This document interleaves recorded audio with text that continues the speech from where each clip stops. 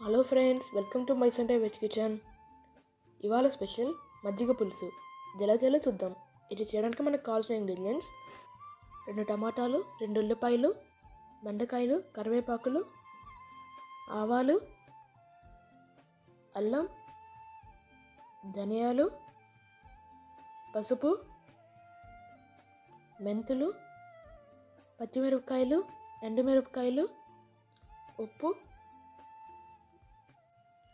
బియ్యం, పచ్చిశనగపప్పు, మిరియాలు, జీలకర్ర.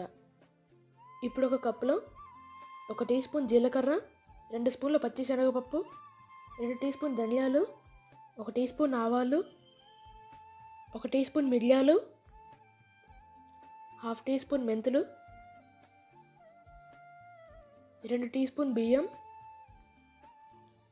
2 ఎండుమిరపకాయలు, 3 పచ్చిమిరపకాయలు. ఇప్పుడు వీటిని నీళ్ళల్లో 30 నిమిషాలు నానబెట్టుకోవాలి. ఇందులోనే సన్నగా తరిగిన అల్లం ముక్కలు కూడా యాడ్ చేయాలి. 30 నిమిషాల తర్వాత వీటిని మిక్సీ జార్లో వేసి మెత్తగా పేస్ట్ లాగా చేసుకోవాలి. ఇప్పుడు ఈ పేస్ట్ని చిక్కటి మధ్యలోకి యాడ్ చేసుకోవాలి.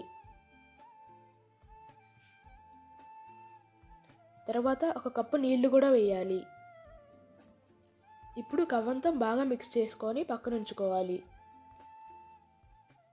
ఈలోపు ప్యాన్లో ఉల్లిపాయ, బెండకాయలను ముక్కలుగా చేసి నీళ్లు పోసి 10 నిమిషాల దాకా ఉడకనివ్వాలి.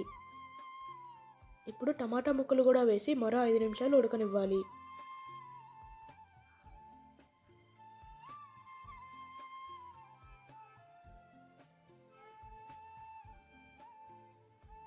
ఇప్పుడు వీటిని మజ్జిగలోకి యాడ్ చేసుకోవాలి. ఇప్పుడు స్టవ్ మీద మజ్జిగ పెట్టి అందులో కొంచెం పసుపు వేయాలి. రుచికి సరిపడే ఉప్పు కూడా వేసి మజ్జిగను చల్లనివ్వాలి. ఇప్పుడు మజ్జిగ పులుసులోకి తిరగమాత కోసం తిరగమాత గిన్నెలో కొంచెం నూనె పోయాలి.